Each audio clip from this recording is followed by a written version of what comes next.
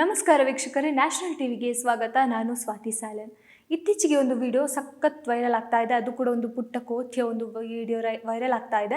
So ಆ video ಏನು, ಅದರ ಹಿಂದೆ ಏನಂತ ಸ್ಟೋರಿ ಇದೆ, ಯಾಕಷ್ಟು ಆ ಕೋತಿ, ಪುಟ್ಟ ಕೋತಿ, ಅದು ಕೂಡ ಇನ್ನೂ ಅದು ಚಿಕ್ಕ ವಯಸ್ಸು, ಅಂದರೆ ಅದಕ್ಕಿಂತ 1 ವರ್ಷವೂ ಆಗಿಲ್ಲ, ಆಗಲೇ ಅಷ್ಟೊಂದು ಯಾಕೆ ವೈರಲ್ ಆಗ್ತಾ ಇದೆ, ಅದು ಕೂಡ ಒಂದು ಗೊಂಬೆ ಹಿಡ್ಕೊಂಡು ಅಷ್ಟು ವೈರಲ್ ಆಗ್ತಾ ಇದೆ ಅಂತ ನೋಡೋದಾದರೆ ಅದರ ಹಿಂದೆ ಒಂದು ಭಾವನಾತ್ಮಕವಾದಂಥ ಸ್ಟೋರಿನೇ ಇದೆ.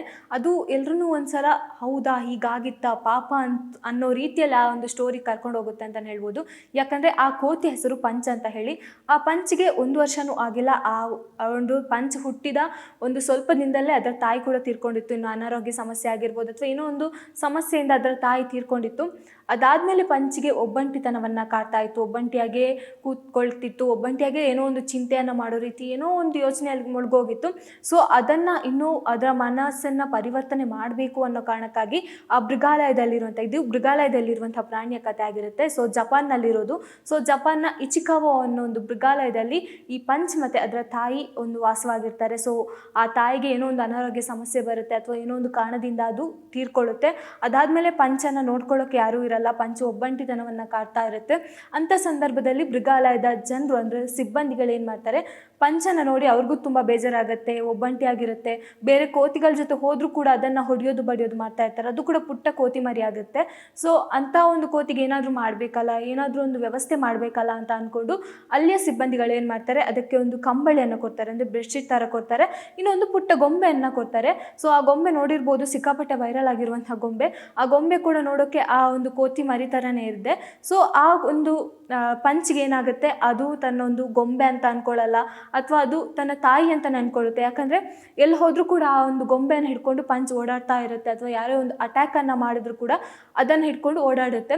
ಸೊ ಈ ಒಂದು ಕೋತಿಯ ಹಿಂದೆ ಇಂಥ ಒಂದು ಕಥೆ ಇತ್ತಂತ ಯಾರಿಗಾದ್ರೂ ಗೊತ್ತಿತ್ತ? ನಾವು ವಿಡಿಯೋದಲ್ಲಿ ನೋಡ್ತಾ ಇರ್ತೀವಿ, ಏನಪ್ಪ ಇದು ಇಷ್ಟು ವೈರಲ್ ಆಗ್ತಾ ಇದೆ, ಗೊಂಬೆ ಹಿಡ್ಕೊಂಡು ಹೋದರೆ ಏನಾಯಿತು, ಅದ್ರ ಹಿಂದೆ ಏನು ಗೊಂಬೆ ಹಿಡ್ಕೊಂಡು ಆಟ ಆಡಬಾರ್ದ ಪ್ರಾಣಿಗಳು ಅಂತೆಲ್ಲ ಕೆಲವು ಮಾತುಗಳು ಬರ್ತಾಯಿತ್ತು. ಇನ್ನು ಗೊಂಬೆ ಜೊತೆ ಜಾಸ್ತಿ ಕನೆಕ್ಟ್ ಆಗೋದು ನಾವು ಮನುಷ್ಯರು ಮಾತ್ರ. ಇನ್ನು ಅದರಲ್ಲಿ ಹೆಣ್ಮಕ್ಳು ಜಾಸ್ತಿ ಗೊಂಬೆ ಜೊತೆ ಆಗಿರ್ಬೋದು ಈ ಒಡನಾಟವನ್ನು ಇಟ್ಕೊಂಡಿರ್ತಾರೆ. ಬಟ್ ಒಂದು ಪ್ರಾಣಿ ಗೊಂಬೆನ ಹಿಡ್ಕೊಂಡು ಇಷ್ಟು ಒಂದು ಅಳ್ತಾ ಇದೆ ಅಥವಾ ಒಂದು ಅದನ್ನು ಬೇಸರವನ್ನು ತೋರ್ಪಡ್ತಾ ಇದೆ ಅಂತ ನೋಡಿದಾಗ ಇಂಥ ಒಂದು ಕತೆ ಇದೆ.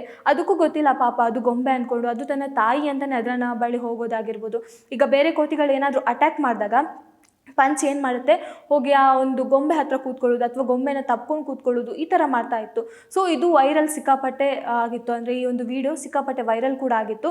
ಇದನ್ನು ನೋಡಿ ಆ ಪೆಂಗ್ವಿನ್ ಕತೆಗಳಾಗಿರ್ಬೋದು, ಈ ಹಿಂದೆ ನಾವು ಪೆಂಗ್ವಿನ್ ಕತೆ ಒಂದು ಬಂದಿತ್ತು. ಸೊ ಅದನ್ನು ನೋಡಿದ್ರು ಕೂಡ ಆ ಥರನೇ ಎಲ್ಲ ಕಂಪೇರ್ ಮಾಡ್ತಾ ಹೋಗ್ತಾರೆ. ಈ ಪೆಂಗ್ವಿನ್ ಕತೆ ಅಂತೂ ಸಿಕ್ಕಾಪಟ್ಟೆ ವೈರಲ್ ಆಗಿತ್ತು. ಅದಾದಮೇಲೆ ಒಂಟಿತನದ ಬಗ್ಗೆ ಈ ಒಂದು ಸ್ಟೋರಿ ಸಿಕ್ತು. ಸೊ ಹಾಗಾಗಿ ಒಂಟಿತನದಲ್ಲಿ ಯಾರು ಬಾಳ್ತಿದ್ದಾರೋ, ಒಂಟಿತನವನ್ನು ಯಾರು ಅನುಭವಿಸ್ತಿದ್ದಾರೋ ಅವ್ರಿಗೆ ಈ ಒಂದು ಕತೆಗಳು ಮಾದರಿ ಆಗ್ತಾ ಹೋಯಿತು. ಆಮೇಲೆ ಪಂಚನ್ನು ಮತ್ತೆ ಇನ್ನಷ್ಟು ಎಲ್ಲರೂ ಕೂಡ ಒಂದು ಸೋಷಿಯಲ್ ಮೀಡಿಯಾದಲ್ಲಿ ಇನ್ನೂ ಹೈಪ್ ಕೊಟ್ಟರು, ಅದನ್ನು ಇನ್ನೂ ಪ್ರೀತಿಸೋಕೆ ಶುರು ಮಾಡಿದ್ರು. ಇನ್ನು ಆ ಒಂದು ಮೃಗಾಲಯದಲ್ಲಿರುವಂಥ ಸಿಬ್ಬಂದಿಗಳಾಗಲಿ ಆ ಒಂದು ಮೃಗಾಲಯಕ್ಕೆ, ಅಂದರೆ ಪಂಚ್ ಇರುವ ಜಾಗಕ್ಕೆ ಹೋದಾಗ ಪಂಚ್ ಅವರನ್ನು ತಪ್ಕೊಳ್ಳೋದಾಗಿರ್ಬೋದು ಅಥವಾ ಬೇರೆ ಕೋತಿಗಳ ಜೊತೆ ಅದು ಕಿತ್ತಾಡೋದು, ಈ ಥರ ಈಗ ಒಂದು ವೈರಲ್ ಆಗಿದೆ. ಅದು ಆಧಾರಿತ ವಿಡಿಯೋ ಅಂತ ಸಾಕಷ್ಟು ಜನ ಹೇಳ್ತಿದ್ದಾರೆ. ಬಟ್ ಪಂಚ್, ಅಂದರೆ ಪಂಚಿಗೆ ಯಾರು ಪಂಚ್ ಕೊಟ್ಟರು, ಸೊ ಅದರ ವಿರುದ್ಧವಾಗಿ ಅದು ಹೋರಾಡ್ತಿದೆ ಅನ್ನೋದೊಂದು ಸಾಕಷ್ಟು ವಿಡಿಯೋಗಳಾಗಿರ್ಬೋದು.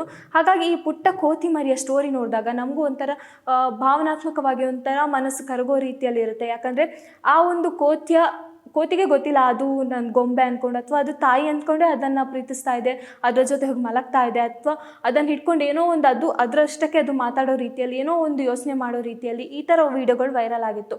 ಬಟ್ ಬೇರೆ ಕೋತಿಗಳು ಅದಕ್ಕೆ ಹೊಡೆಯೋಕ್ಕೆ ಬರುತ್ತೆ ಅಥವಾ ಗದ್ರಿಸೋಕ್ಕೆ ಬರುತ್ತೆ. ಈ ದೊಡ್ಡ ದೊಡ್ಡ ಕೋತಿಗಳು ಏನು ಮಾಡ್ತಾಯಿದೆ, ಈ ಚಿಕ್ಕ ಕೋತಿಯನ್ನು ಗದ್ರಿಸೋ ರೀತಿಯಲ್ಲಿ ಕಾಣಿಸ್ತಾ ಇತ್ತು, ಆಮೇಲೆ ಹೊಡೆಯೋ ರೀತಿಯಲ್ಲಿ. ಅದರಿಂದ ಪಂಚ್ ತಪ್ಪಿಸ್ಕೊಂಡು ಹೋಗಿ ಆ ಒಂದು ಗೊಂಬೆ ಹತ್ರ ಕೂತ್ಕೊಳ್ಳೋದು, ಈ ಥರ ಸಾಕಷ್ಟು ವೀಡಿಯೋಗಳು ವೈರಲ್ ಆಗ್ತಾ ಇತ್ತು. ಇನ್ನು ಈಗ ಆ ಗೊಂಬೆಯ ಪರಿಸ್ಥಿತಿ ಅಥವಾ ಈಗೀಗ ಪಂಚಿನ ಪರಿಸ್ಥಿತಿಯನ್ನು ನೋಡಬೇಕಾದ್ರೆ ನಾವು ಪಂಚ್ ಕೂಡ ಸುಧಾರಿಸಿದ್ದಾನೆ ಅಂತಲೇ ಹೇಳ್ಬೋದು. ಯಾಕಂದರೆ ಪಂಚ್ ಈಗ ಎಲ್ಲ ಕೋತಿಗಳ ಜೊತೆ ಮಿಂಗಲ್ ಆಗ್ತಾ ಇದೆ. ಈ ಒಂದು ವಿಡಿಯೋ ಕೂಡ ವೈರಲ್ ಆಗ್ತಾ ಇದೆ. ಎಲ್ಲ ಕೋತಿಗಳು ಪಂಚ್ ಜೊತೆ ಆಟ ಆಡ್ತಿದೆ, ಪಂಚನ್ನು ತುಂಬ ಪ್ರೀತಿ ಮಾಡ್ತಾ ಇದೆ. ಪಂಚ್ ಕೂಡ ಅಷ್ಟೇ ಎಲ್ಲ ಕೋತಿಗಳ ಜೊತೆ ಮಿಂಗಲ್ ಆಗ್ತಾ ಇದೆ. ಆ ಗೊಂಬೆಯನ್ನು ಕೂಡ ಆದರೆ ಇನ್ನೂ ಕೂಡ ಆ ಗೊಂಬೆನ ಹಿಡ್ಕೊಂಡು ಹೋಗ್ತಾ ಇದೆ. ಯಾರಾದರೂ ಗೊಂಬೆಯನ್ನು ಕಿತ್ಕೊಳ್ಳೋಕೆ ಬಂದರೂ ಕೂಡ ಪಂಚ್ ಎಗರಾಡೋದಾಗಿರ್ಬೋದು, ಸಿಟ್ಟನ್ನು ಮಾಡ್ಕೊಳ್ಳೋದಾಗಿರ್ಬೋದು ಅಂತ ನೋಡ್ತಾ ಇದೆ. ಸೊ ಹಾಗಾಗಿ ಪಂಚಿಗೆ ಒಂದು ಗೊಂಬೆಯ ಮೂಲಕ ಒಂದು ತಾಯಿಯ ಪ್ರೀತಿ ಸಿಕ್ಕಿದೆ ಅಂತಲೇ ಹೇಳ್ಬೋದು.